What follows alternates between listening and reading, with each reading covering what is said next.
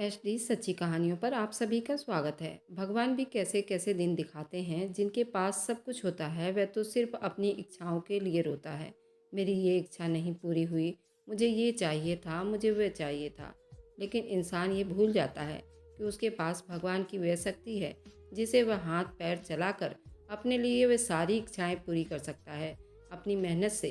क्योंकि एक इंसान के पास भगवान की दी हुई हाथ है, पैर हैं, आंखें हैं, वह शक्ति है जिसे वह मेहनत करके अपने लिए वह सारी इच्छाएं पूरी कर सकता है। फिर भी वह भगवान की कृपा नहीं करता। अपनी नाजायज इच्छाओं के वह दिन रात भगवान की उन शक्तियों को खोता रहता है। इंसान को चाहिए अपने अंदर की ऐसी लालच को अपने आप से दूर रखे और अपने आप को ऐसा रखे कि इंसान को इंसान समझे और उन पर तरस खाए जिनके पास ये शक्ति नहीं है। जैसे किसी के पास आँख नहीं, किसी के पास पैर नहीं, किसी के पास वह शक्ति नहीं, जैसे कि जो बीमार है तो उन पर तरस खाना सीखिए। मेरी कहानी भी कुछ ऐसी है, क्योंकि मैं एक अपाहिज लड़की थी और मेरे साथ बहुत कुछ गलत हुआ था और वह भी मेरे अपनों ने ही किया था। तो मेरी ये कहानी सुनकर आप लोगों के आंखों से आंसू निकल आएंगे। मैं बहुत मजबूर थी। मेरी माँ ने मुझे मार कर बहुत दूर फेंक आई थी। मेरी माँ मुझे कहती थी, तुमने हमारी इज्जत को अपने पैरों तले रोन दिया है। मैं नहीं जानती थी कि मैंने ऐसा कौन सा काम किया जो उनकी इज्जत खाक में मिल गई थी। मैं तो बस एक अपाहिज और मजबूर लड़की थी जिसे दुनियादारी का कुछ पता भी नहीं था। मेरे माँ बाप ने मुझे जहर दे दिया था। उनकी नज़रों में मैं तो मर चुकी थी, मगर किसी अच्छे इंसान की मुझ पर नज़र पड़ गई। उसने मेरी जान बचाई और फिर मुझे अपने घर ले गया। जब मैं 19 साल की हुई तो उसने मुझसे शादी कर लिया। मैं उसके साथ बहुत खुश थी। एक दिन मेरी नौकरानी रोते हुए मुझे कहने लगी, दीदी, मुझसे ये जुल्म देखा नहीं जा रहा।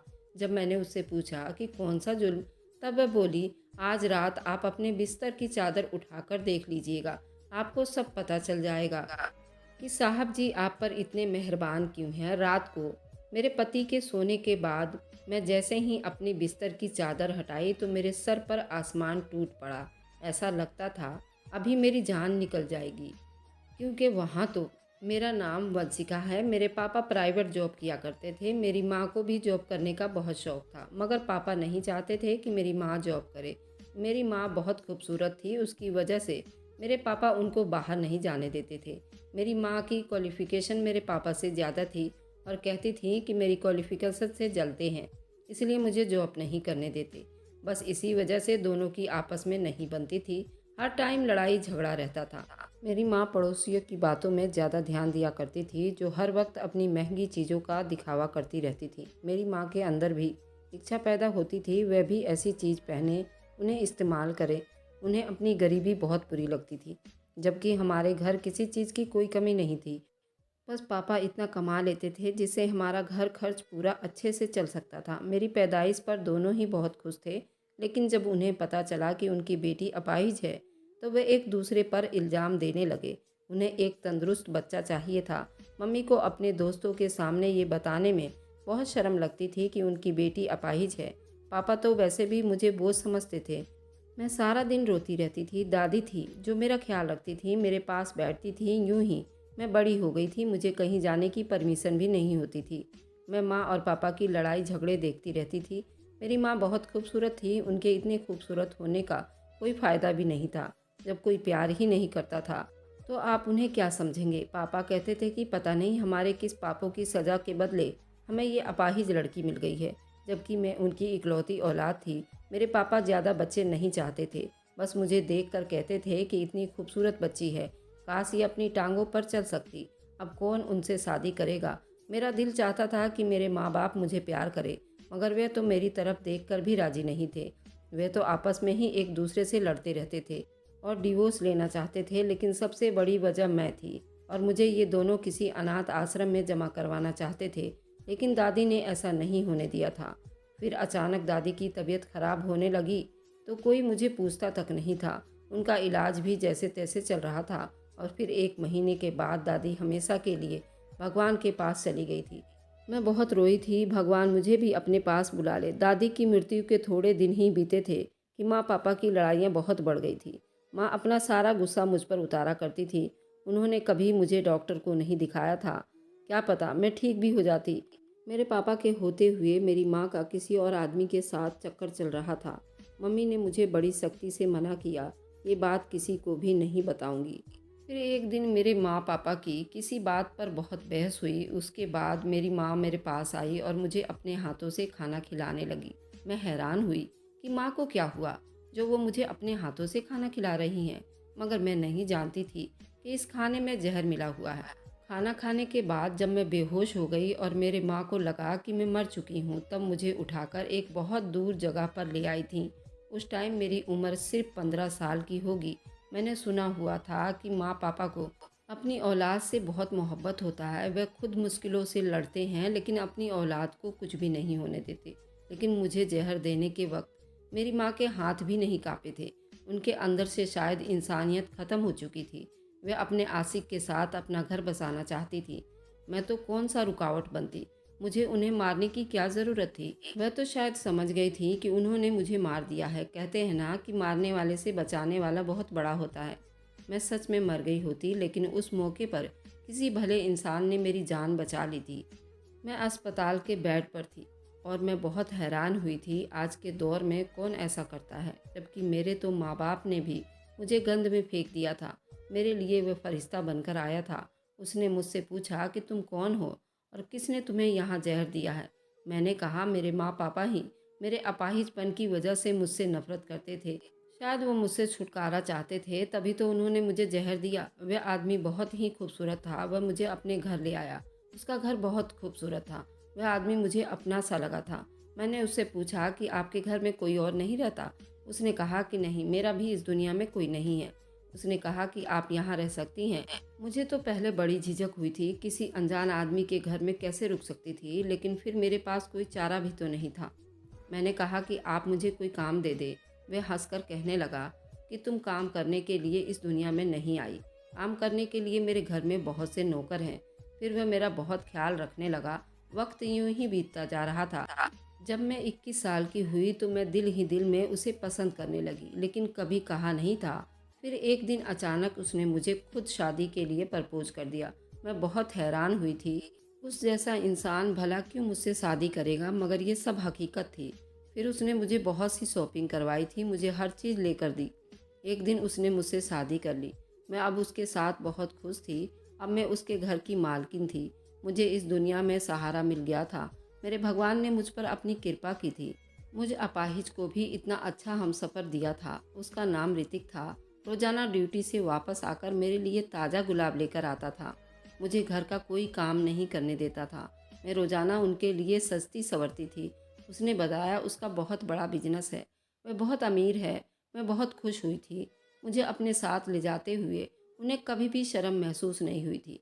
मैं हर पार्टी में उनके साथ जाया करती थी। उनके फ्रेंड सब हैरान थे, कितने खूबसूरत इंसान ने एक अपाहिज लड़की से शादी कर ली है। मैं भी बहुत खूबसूरत थी, मगर कहते हैं ना, खुशियों की उम्र बहुत कम होती है, किसी न किसी की नज़र लगी ही जाती है। मैं भगवान से प्रार्थना करती थी कि मेरी खुशियों को किसी की नज़र ना लगे। और मैं ऋतिक एक दूसरे के लिए काफ़ी हद तक बने हुए थे। एक दिन नौकरानी खाना देने आई तो बोली, दीदी मुझसे ये जुल्म देखा नहीं जाता। मैं बोली, कौन सा जुल्म? तब वह बोली, दीदी जी, आप रात को साहब के सोने के बाद अपने बिस्तर के नीचे ज़रूर देखना। मैंने पूछा तो बोली, दीदी जी मैं कुछ नहीं बता सकती, नहीं तो साहब के हाथों मेरी सामत आ जाएगी। लेकिन आप देखिएगा और प्लीज़ मेरे बारे में साहब को कुछ मत बताइएगा, वरना मुझे काम से निकाल देंगे। मैं हैरान रह गई थी। अगर मुझे पति के साथ कहीं जाना होता तो वही मेरी व्हीलचेयर पकड़ती थी। मुझे बड़ा शक हुआ। उस रात मैं अपने पति के सोने का इंतज़ार करने लगी। आखिर ऐसा क्या है बेड के नीचे? मेरे दिमाग में भी ये बात नहीं था कि बेड के नीचे क्या होगा। मेरे पति के सोने के बाद जो ही बेड के नीचे देखा तो मेरे पैरों तले से ज़मीन निकल गई, क्योंकि वहाँ पर हाथ से बनी हुई चार चार गुड़ियाँ पड़ी हुई थी। उस सब की टांगें टूटी हुई थी और उन पर सुइयाँ लगी हुई थी। वह सब देखने में भी मेरे जैसे लग रही थी। मैं बहुत डर गई थी। मेरा पूरा बदन कांप कर रह गया था। मेरी सोच उलझी हुई थी। मुझे अपने पति से पूछना था। फिर उस नौकरानी का डरा हुआ चेहरा मुझे नजर आया। उसने तो मुझसे वादा किया था मैं किसी को कुछ नहीं बताऊंगी, और वह कहती थी कि दीदी मैं आपकी अच्छाई के लिए ही बता रही हूँ, लेकिन ये बात आपने साहब को बताया तो वह आपके साथ मेरे साथ भी बहुत बुरा करेंगे, मुझे भी नौकरी से निकाल देंगे। मैं अपने छोटे छोटे बच्चों को कहाँ से खिलाऊंगी। मैंने अगली सुबह अपनी इस नौकरानी से पूछा कि बेड के नीचे 4 पुतले थे जो सुबह के टाइम वहाँ से गायब हो गए थे।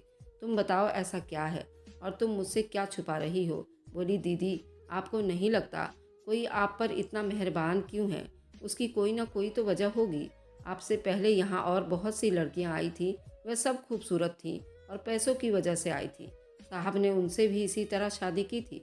फिर उसने अपनी बात काट कर, दीदी जी आप बहुत मासूम हैं, आप साहब जी से बचकर रहिए, मैं आपकी मदद करना चाहती हूँ। मुझे अपने कानों पर यकीन नहीं आया। मैंने कहा, पहले मुझे ये बताओ उस पुतले से क्या होगा? वह बोली, दीदी साहब ने पहले वाली पत्नियों के बिस्तर के नीचे भी ऐसे ही पुतले रखे थे, मैंने खुद देखा था। फिर कुछ दिन के बाद उन पत्नियों की मृत्यु हो गई थी। साहब ने कहा किसी को नहीं बताना, हम सबको भी बताने से मना किया। नौकरानी की बात सुनकर मुझे अजीब परेशानियों ने घेर लिया था। मैंने उससे आइडिया मांगा, तुम ही बताओ मुझे क्या करना चाहिए। वह बोली, दीदी आपको यहाँ से भाग जाना चाहिए। वह बोली, दीदी पास में ही एक एनजीओ है, वहाँ पर अनाथ और बेसहारा लड़कियों को रखा जाता है, यहाँ पर तो आप बेमौत मारी जाएंगी। मैं वह पुतले देखकर और नौकरानी की बात सुनकर बहुत डर गई थी। मेरा दिल ये सब मानने को भी तैयार नहीं था।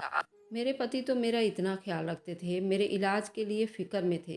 उसने कहा था मैंने डॉक्टर से बात कर ली है, तुम्हारा इलाज भी हो जाएगा। कोई मुझे इतना चाहता है और फिर ऐसे कैसे ये सब कर सकता है? मुझे समझ नहीं आया कि मैं किस पर यकीन करूं और किस पर ना करूं। नौकरानी एक दूसरी नौकरानी को भी लेकर आई, उसने भी वही कहानी सुनाई।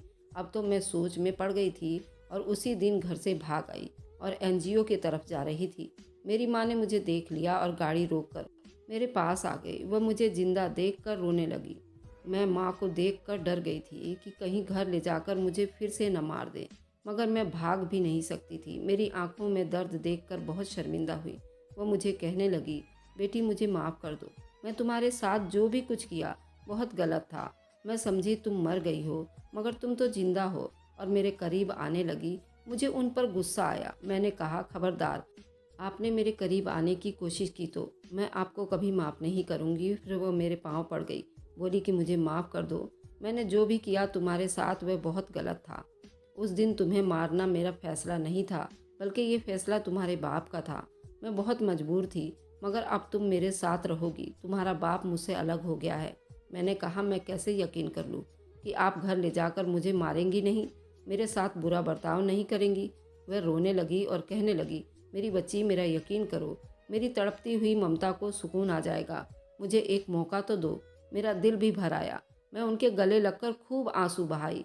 वह मुझे अपने घर में ले आई। मैंने पूछा, पापा और आपकी डिवोर्स क्यों हुई है? मम्मी बोली, तुम्हारे पापा मेरे साथ नहीं रहना चाहते थे, उन्होंने धमकी दी थी अगर मैं तुम्हें जान से मार देने में उनका साथ ना दिया, हम दोनों को ही मार देंगे। इसलिए मैंने उनसे डर कर उनका साथ दिया था। मुझे इस तरह कमज़ोर नहीं होना चाहिए था। फिर एक दिन तुम्हारे पिता ने दूसरी शादी करके इस घर से चले गए। मैं अपने मायके चली गई, तुम्हारे नाना नानी से बात की, पर उन्होंने कहा कि वह आदमी जब तुम्हें छोड़कर दूसरी शादी कर ली है तो तुम्हें भी अपनी दूसरी शादी कर लेनी चाहिए। तुम्हारे नाना नानी ने उस पर कोई केस नहीं किया, उन्होंने कहा कि तेरी ही गलती होगी, इसलिए उसने तुझे डिवोर्स दिया होगा। अब तुम्हें उसके साथ रहने का कोई फ़ायदा नहीं है, तुम भी दूसरी शादी कर लो। मैं उस इंसान के साथ नहीं रहना चाहती थी। मैं सारी सारी रात रोती रहती थी। मैं तो एक ऐसी माँ हूँ जिसने अपनी ही बेटी को जहर दे दिया था। मुझे अपने किए पर बहुत पछतावा था। मुझे एक पल के लिए भी सुकून नहीं था। तुम्हारे पापा के साथ मैं नहीं रहना चाहती थी। मैं पहले दौलत की लालच में थी और तुम्हारे पापा को उसकी दोस्त पसंद थी, लेकिन फिर मैं समझ गई कि कोई आदमी भरोसे के काबिल नहीं होता। अब तक जितने आदमी मुझे मिले हैं सब के सब बेवफा निकले। मुझे मर्द जात से नफरत हो गई है। मैंने नौकरी की तलाश शुरू कर दी, फिर मुझे नौकरी मिल गई। जब मैंने नौकरी करना शुरू कर दी तब मुझे एहसास हो गया कि मैंने क्या किया। सारी उम्र तुम्हारी कदर नहीं की, तुम मेरी औलाद थी, मैंने तुम्हारे साथ बहुत बुरा किया। कितने माँ बाप औलाद के लिए तरसते हैं और भगवान उन्हें औलाद नहीं देती, मिन्नतें मांगते हैं। मेरी बेटी मुझे माफ़ कर दो, मैं उनको ज़्यादा शर्मिंदा नहीं देख सकती थी, इसलिए माफ़ कर दिया।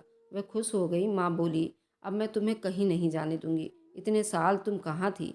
मैंने कहा, जब आप लोग मुझे मार कर कचरे में फेंक आए थे तब मुझे एक आदमी अपने घर ले गया था, मेरा इलाज करवाया, फिर उसने मुझसे शादी कर ली। लेकिन मुझे पता चल गया वह इंसान भी अच्छा नहीं निकला, धोखेबाज निकला। मुझे वह काम करने वाले ने बताया कि उसने पहले भी बहुत सी शादियाँ की हुई थी।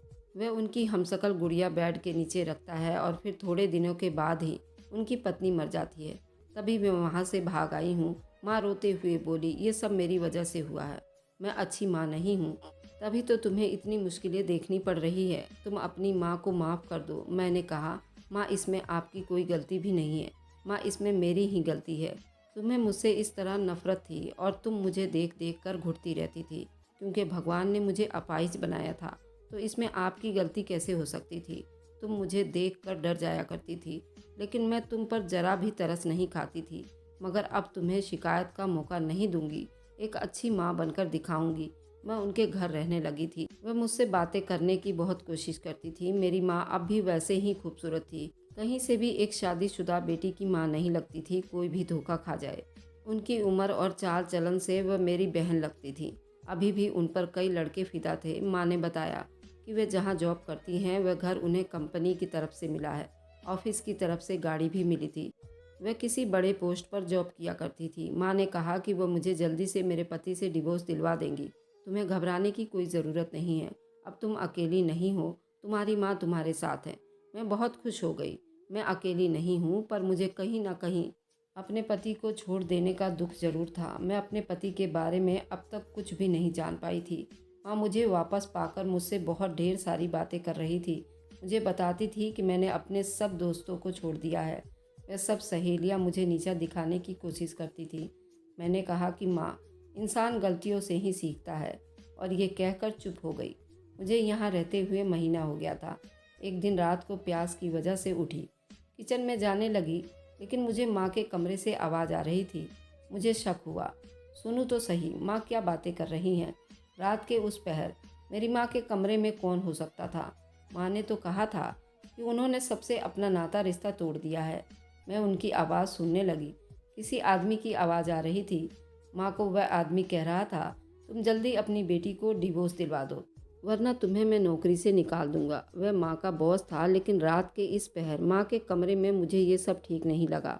फिर वह आदमी फ़ोन पर कहने लगा कि तुम जो मुझसे शादी करने के ख्वाब देख रही हो ना, तुम्हारे ख्वाब कभी पूरे नहीं होंगे। अगर तुमने मेरा काम नहीं किया तो मैं तुमसे अपना घर और गाड़ी सब कुछ ले लूँगा। तुम सड़क पर आ जाओगी। तुम अभी तक अपनी बेटी को डिवोर्स नहीं दिलवा सकी हो। मैंने इतना कुछ किया, तुम्हारी बेटी की नौकरानी को पैसे दिए, उसको घर से निकाला, तुम्हारी बेटी के दिल में उसके पति के लिए जहर घोला, झूठे पुतले का डर बिठाया। ये अपाहिज लड़की है, मेरे बेटे की ज़िंदगी में नहीं होनी चाहिए। मैं हैरान थी, ये मेरी ही बात हो रही थी। यकीनन ये आदमी मेरे पति का बाप था। मेरी मम्मी बोली, जैसे तुम बोलोगे वैसा ही होगा। अब तुम्हें शिकायत का मौका नहीं दूंगी। मैंने अपनी बेटी के दिल में जगह बना ली है। बहुत भोली भाली है, उससे साइन करवा लूँगी। अब मुझे सारी बात समझ आ गई थी। मुझे अब अपनी कम अकल पर बहुत गुस्सा आया कि मैंने इतने मोहब्बत करने वाले पति पर भरोसा नहीं किया। मैं कितने आसानी से उनके जाल में आ गई थी। जो माँ बेटी को जहर दे सकती थी, वह अचानक इतनी अच्छी कैसे हो गई। ये सोची समझी चाल थी। वह नौकरानियाँ भी मिली हुई थी। मैं उनकी बातों में आ गई थी। उन्होंने ही वे 4-5 गुड़ियाँ हमशक्ल रखी हुई थी। मेरे पति की दूसरी शादी की कहानी भी बिल्कुल झूठी थी। मुझे एकदम अपना दम घुटने का एहसास हुआ। मैं यहाँ से निकलना चाहती थी। अगले दिन मैं ऑफिस आ गई तो उनकी नौकरानी मुझ पर नज़र रखने के लिए आ गई। मैंने उससे कहा कि मेरी मदद करो, मैं तुम्हें मुँह मांगे पैसे दूंगी, मुझे मेरे पति के घर ले चलो। मेरी माँ बहुत जुल्म करती है। मेरी माँ बिल्कुल भी बदली नहीं थी। उसने बस मेरे सामने अच्छा बनने का नाटक किया था। मैंने कहा मुझे डिवोर्स दिलवाना चाहती है, मेरा घर तबाह करना चाहती है। उसका काम होने के बाद उस अमीर बंदे से शादी करके वह मुझे छोड़कर चली जाएगी। तुम मेरी मदद करो। उस बेचारी ने मुझ पर तरस खाया। उसे पैसों की ज़रूरत थी, तभी वह मान गई और मुझे गाड़ी में बिठा दिया। सीधा पति के पास आ गई और वह खूबसूरत हैंडसम नौजवान आदमी मेरी याद में आधा हो गया था। मुझे देखकर हैरान हुआ और बोला, तुम किधर चली गई थी? बगैर बताए मैं तुम्हें कहाँ कहाँ नहीं ढूंढा। ऐसी कौन सी गलती हो गई थी जो तुम मुझे छोड़कर चली गई? मैंने कहा, मुझे माफ़ कर दो। तुम्हारी खास नौकरानी ने मुझसे कहा था कि तुम लड़कियों का गलत इस्तेमाल करते हो और फिर उनको मार देते हो। उसने मेरी हमशक्ल पुतले भी मुझे दिखाए थे। जब मैं उस नौकरानी की खबर लेनी चाही तो वह घर में नहीं थी। मेरे पति को इन सब के बारे में कुछ भी मालूम नहीं था। जब मैं घर छोड़कर गई उस नौकरानी ने ही मेरे पति को बताया कि मैं अपने माँ बाप के पास चली गई हूँ। उसने मेरे पति से कहा था कि मैं वापस नहीं आऊँगी। मैंने कहा मैं डर गई थी। मुझे माफ़ कर दो, मैंने तुम्हारा भरोसा नहीं किया। गलत इंसान पर भरोसा करके हमेशा नुकसान ही उठाया। जिस लड़की के माँ बाप ने उसे इस्तेमाल करके अपने मतलब के लिए फेंक दिया हो, वह लड़की ऐसे ही बन जाती है। मैंने कहा मेरी माँ और तुम्हारे बाप ने हमें अलग करने का वादा किया था। वे दोनों मिले हुए थे। तुम्हारा बाप मुझ जैसी अपाहिज लड़की को अपनी बहू स्वीकार नहीं करना चाहता था। तुम्हारे बाप को तुम्हारे कदम से कदम मिलाकर चलने वाली बहू चाहिए थी, जिसमें कोई नुक्स ना हो। वे मेरी माँ से ऐसी शर्त पर शादी करना चाहता था। पहले तो वो मेरी डिवोर्स करवाएगी। मेरा पति सारी हकीकत जानकर हैरान रह गया। वे बोला मेरा बाप अच्छा आदमी नहीं है, इसलिए उससे मैं अलग रहता हूँ। उन्हें अय्याशी की आदत पड़ गई है। हर खूबसूरत लड़की को वे शादी का ख्वाब दिखाते हैं। अपने पैसे से उन लड़कियों को अय्याशी भी करवाते हैं। और मेरी माँ बोल रही थी बेटी मैं तुम्हारा इलाज करवाना चाहती हूँ, तुमने मुझे माफ़ कर दिया। मैंने कहा मैंने आपकी उस रात की सारी बात सुन ली थी। अगर आपने मेरे साथ कोई ज़बरदस्ती की, मैं आपको पुलिस के हवाले कर दूंगी। पुलिस का नाम सुनकर वह घबरा गई। मैंने कहा आप इस काबिल नहीं हैं, आपको माफ़ किया जाए। मैंने उन्हें जान से मार देने की जुर्म में अंदर करवा दिया था। उन्होंने मुझे जहर देकर मारने की कोशिश की। पुलिस उन्हें गिरफ्तार करके ले गई थी। मैं कभी भी ऐसा ना कर सकती थी। मुझे पता था कि उन्होंने मेरी ज़िंदगी का एक एक पल, आराम और सुकून सब कुछ छीन लिया था, लेकिन भगवान की कृपा थी, सब कुछ ठीक हो गया था। मेरे पति ने मुझे बताया था कि मैंने तुम्हें बहुत जगह ढूंढा, मगर तुम कहीं नहीं मिली। तुम काश मुझ पर यकीन कर लेती। तुम्हारी माँ और मेरा बाप दोनों ही बहुत घटिया इंसान हैं। मैं उन रिश्तों से निकल आया हूँ। इस दुनिया में बस तुम हो जो मेरी हो, जो मुझे शर्मिंदा हुई। मेरा पति मुझसे इतना प्यार करता था, फिर भी मैंने उसका भरोसा नहीं किया। मेरे माफ़ी मांगने पर उन्होंने मुझे माफ़ कर दिया। अब हम सब खुश रह रहे हैं। मैं अपने इलाज के लिए अपने पति के साथ बाहर विदेश गई थी। डॉक्टर ने ऑपरेशन बताया था, उसके बाद मैं चल फिर सकती हूँ। और मेरे पति मेरा ख्याल रखते हैं कि मैं भगवान से हमेशा प्रार्थना करती रहती हूँ। ऑपरेशन के बाद मैं बिल्कुल ठीक हो गई थी, अपने पाँव पर चलने लगी थी। मैं भगवान की बहुत कृपा करती रहती हूँ कि भगवान ने मेरी ज़िंदगी में सब कुछ अच्छा कर दिया। और भगवान की मैं बहुत गुण गाती हूँ, उनकी आस्था में बहुत विश्वास करती हूँ। उन्होंने मेरी हर इच्छाएं पूरी कर दी।